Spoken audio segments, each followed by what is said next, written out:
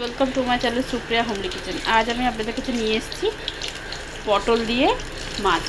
তো পটলগুলো আমি এইভাবে ভেজে নিচ্ছি, ভেজে নিয়ে ফিরছি বন্ধুরা। দেখুন বন্ধুরা, এইভাবে পটলগুলো আমি ভেজে নিলাম। সব কটা 6টার মতো পটল নিয়েছি।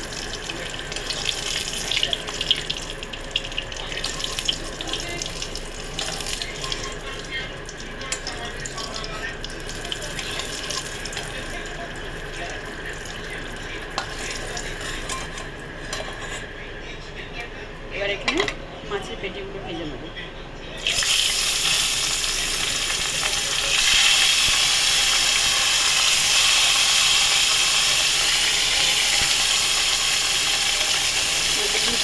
পেটে ভেজে ফিরছি বন্ধুরা। মাছগুলো ভাজা হয়ে গেছে, এবার আমি তুলে দেবো মাছগুলো।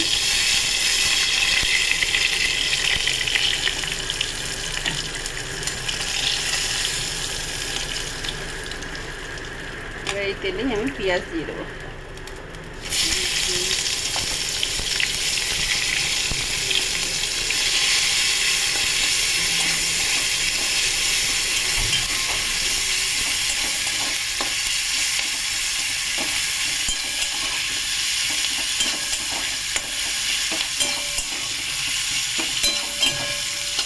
পেঁয়াজটা ভাজা হোক, ফিরছি বন্ধুরা।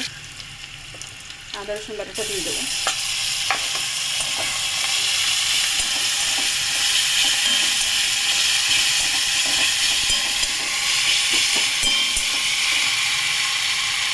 টমেটো কুচি দিয়ে দেবো, একটু লঙ্কা কুচিটা দিয়ে দেবো।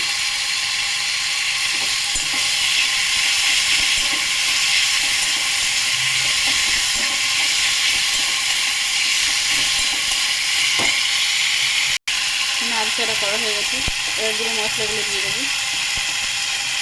ধনে গুঁড়ো দিয়ে দিলাম 1/2 চামচের মতো, জিরে গুঁড়ো দিয়ে দিলাম 1/2 চামচের মতো, হলুদ গুঁড়ো দিয়ে দিলাম। আগে থেকে পটল মাছে নুন মাখানো ছিল, নুন হলুদ, ওই জন্য আমি বুঝে বুঝে দিলাম। জল দিয়ে দিলাম।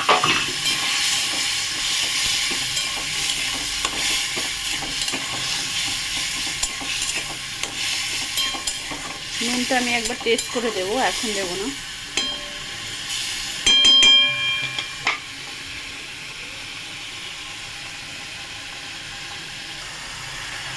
স্বাদ মতো চিনি দিয়ে দেবো বন্ধুরা।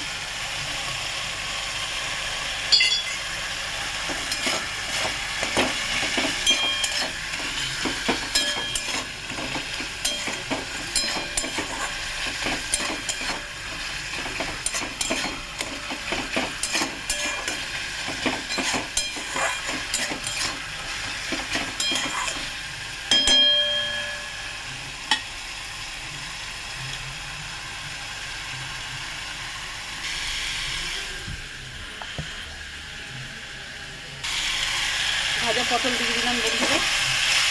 ভাজা পটল দিয়ে নাড়াচাড়া করে নিই। ভিডিওটা কেটে গেছিলো, বুঝতে পারিনি, তারপরে দেখি ভিডিও কেটে গেছে, ওই জন্য ভাজা পটলটা দেখানো হলো না দেওয়ার সময়। ভাজা পটলগুলো দিয়ে দিয়েছি, 2 মিনিট হয়ে গেছে। এবার আমি সামান্য জল ঢেলে দেবো। দেখুন বন্ধুরা, জল ঢেলে দিই। বেশি করবো না, পুরো মাখা মাখা হবে। এটা ফুটলেই মাছগুলো দিয়ে দেবো। ফুটুক বন্ধুরা, ফিরছি। তো তরকারিটা আমার ফুটে গেছে, এবার আমি একে একে মাছগুলো দিয়ে দেবো।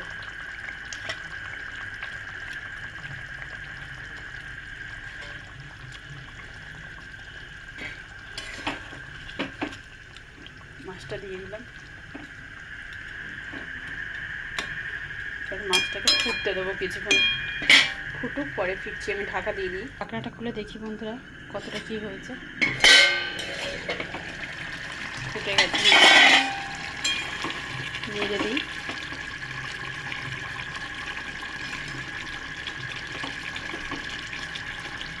পটলগুলো সিদ্ধ হয়ে গেছে, আর একটু জলটা করবো। তার আগে দুটো মশলা দিয়ে দিই। বন্ধুরা, একটু গোলমরিচের গুঁড়ো দিয়ে দিই, সামান্য একটুখানি গরম মশলা দিয়ে দিই। সামান্য, যেহেতু অল্প মাছ, নেড়ে চেড়ে এবার একটু ঢাকা দেবো। আবার এটাকে ঢাকা দেবো, ফিরছি বন্ধুরা কিছুক্ষণ পর। বন্ধুরা এবার ঢাকনাটা খুলে দেখি,